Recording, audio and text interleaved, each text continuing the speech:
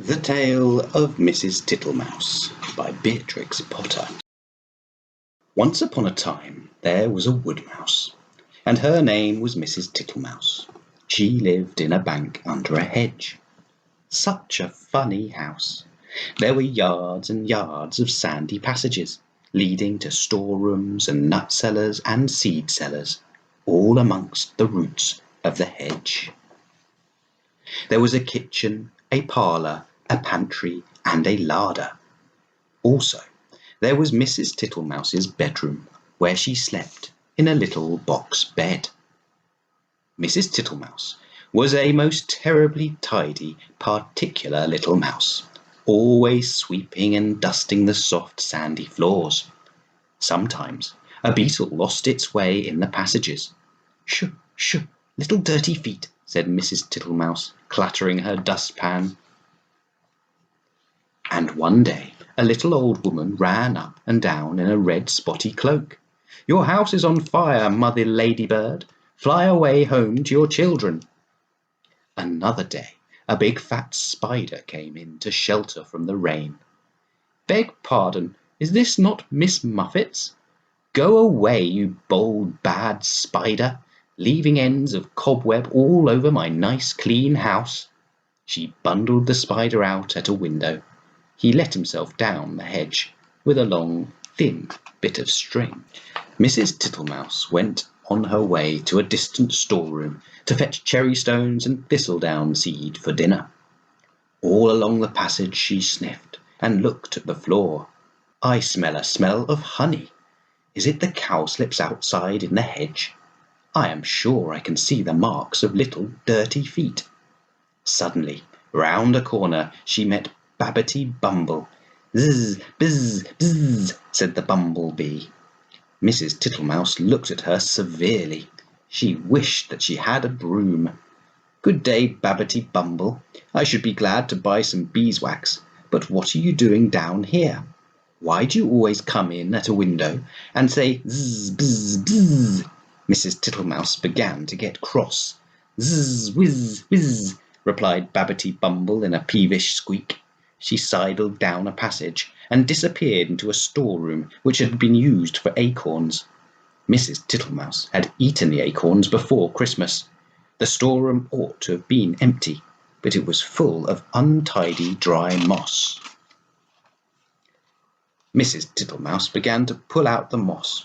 3 or 4 other bees put their heads out and buzzed fiercely. "I am not in the habit of letting lodgings. This is an intrusion," said Mrs. Tittlemouse. "I will have them turned out. Buzz, buzz, buzz. I wonder who would help me. Bizz, whiz, whiz. I will not have Mr. Jackson. He never wipes his feet." Mrs. Tittlemouse decided to leave the bees till after dinner. When she got back to the parlour, she heard someone coughing in a fat voice, and there sat Mr. Jackson himself. He was sitting all over a small rocking chair, twiddling his thumbs and smiling with his feet on the fender. He lived in a drain below the hedge in a very dirty, wet ditch. "How do you do, Mr. Jackson?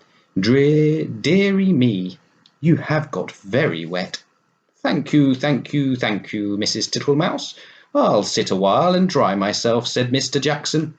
He sat and smiled, and the water dripped off his coat-tails. Mrs. Tittlemouse went round with a mop. He sat such a while that he had to be asked if he would take some dinner. First she offered him cherry stones.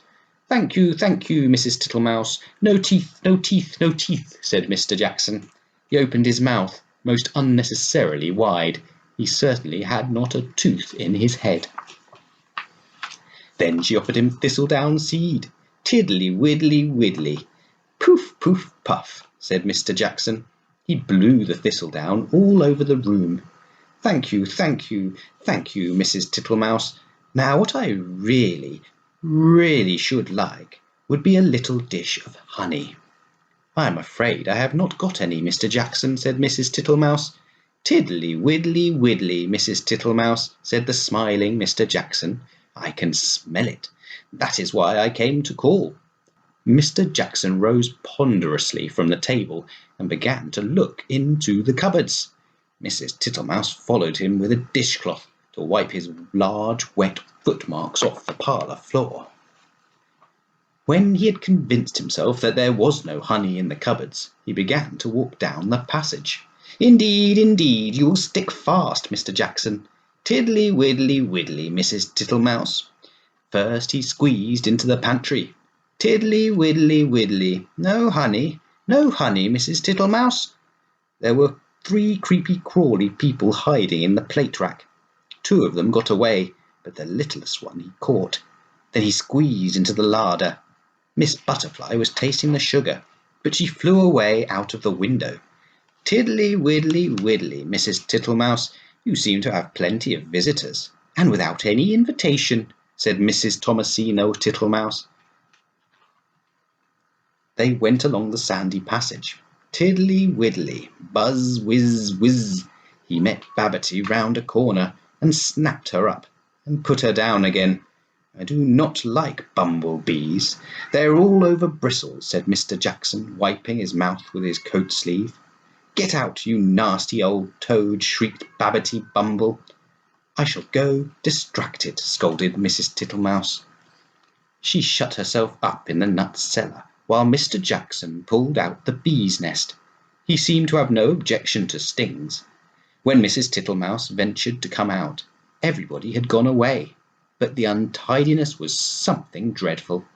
Never did I see such a mess. Smears of honey and moss and thistledown, and marks of big and little dirty feet all over my nice clean house. She gathered up the moss and the remains of the beeswax. Then she went out and fetched some twigs to partly close up the front door. "I will make it too small for Mr. Jackson."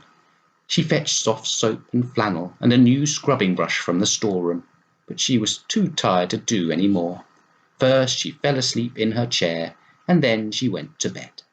"Will it ever be tidy again?" said poor Mrs. Tittlemouse. Next morning she got up very early and began a spring cleaning which lasted a fortnight. She swept and scrubbed and dusted, and she rubbed up the furniture with beeswax and polished her little tin spoons.